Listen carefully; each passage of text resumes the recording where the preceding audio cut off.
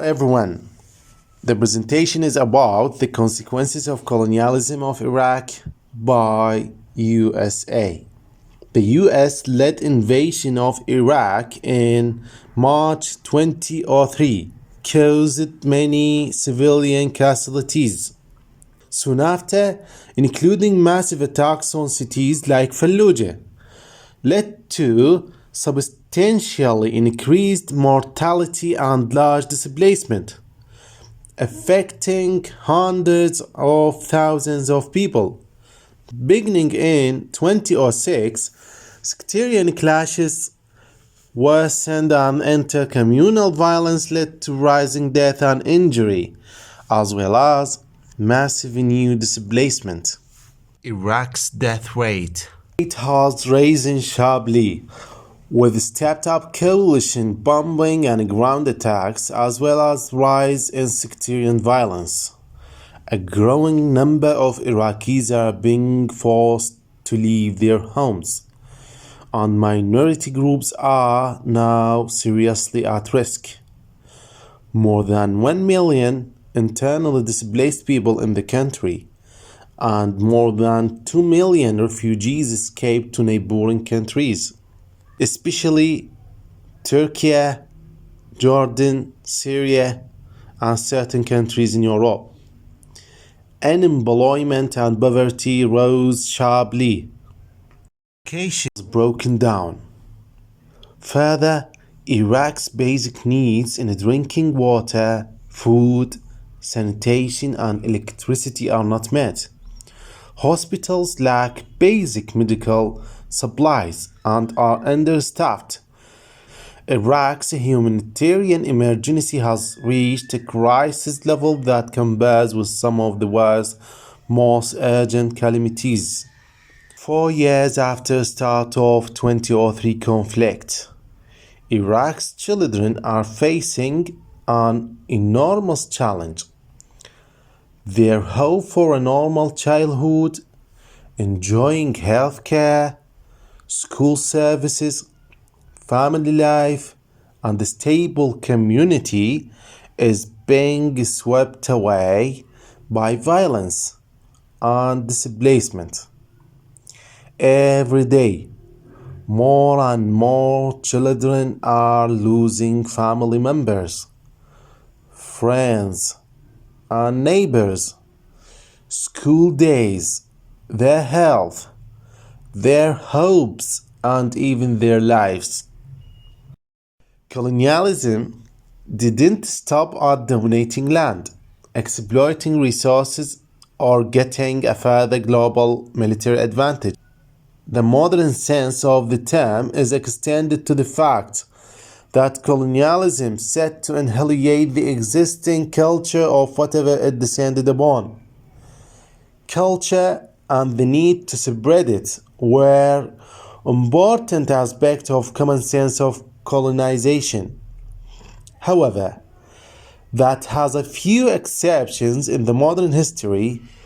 One of those exceptions in the colonization of Iraq. Intention that led to the US invasion, as we seeing in many TV interviews and newspaper articles. The main reason for the invasion of Iraq was to spread the democratic experience and fight the representatives of the very famous term of that time, terrorism. In a sense, the actual reason behind the only 20th century colonial experience are similar to those of colonial objectives during 17th, 18th, and 19th centuries. To establish a military post for the country that defends its interests in the region and make profit out of it. The development of the cultural identity was largely and directly affected by the colonizer. The case was not the same in Iraq. What had in fact happened in Iraq was the colonialism created a great power imbalance. One of the major players in the development of cultural identity, according to my opinion, and that allowed the other players to fill in the space and change the dynamic of that process. History had already been distorted within the cultural identity, not because of colonialism, but because of the existing corrupt system of government. This leaves us with one player or maybe more. Introduced cultural values by the colonizers are always those of the colonizers themselves. From this scene, colonizers living in lands they rule by brute force, and the colonized living in their lands that are not ruled by them due to the lack of power. The newly formed individual and cultural identities of each side is influenced by the other. The Iraqi society at 2003 had suffered greatly by the previous regime, leading it from one catastrophe to another. By the time the US invasion overthrown the previous regime, the Iraqi law lost its already shaken authority.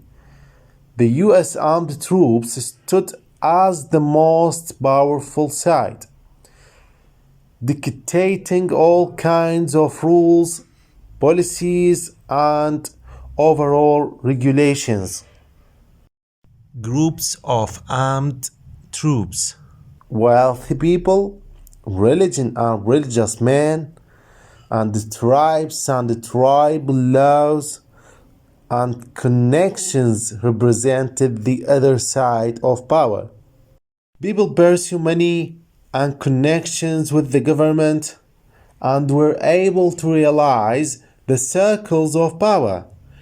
In the name of survival and struggle to get by, people justified the post-2003 exploitation of religion, high numbers of tribal relatives, and weapons in the same sense. People knew one thing for sure: the US troops are not to be fought with. That was the only exception. To live throughout all of the mentioned experience means to have a strong will to survive. People start to utilize circumstances and other people to ensure their living, showing no signs of remorse towards the lives they have damaged or sometimes taken away. By 2003, poverty, hunger, ill treatment, and fear are some of the well-known aspects of life in Iraq. People at the time of war, 2003, were taken against their will to war. This action traumatizing the whole Iraqi society. Economic status of all people declined. People struggled to get by day after day. Many justified the most unethical and gruesome acts in the name of making a living. People could not trust their friends, neighbors, family members. The first US war and the second on Iraq, and the 11 years of sanctions from 1992 to 2003, these major milestones in Iraq's modern history is what shaped the Iraqi personal identity and largely impacted the cultural identity of Iraqi post-war identity.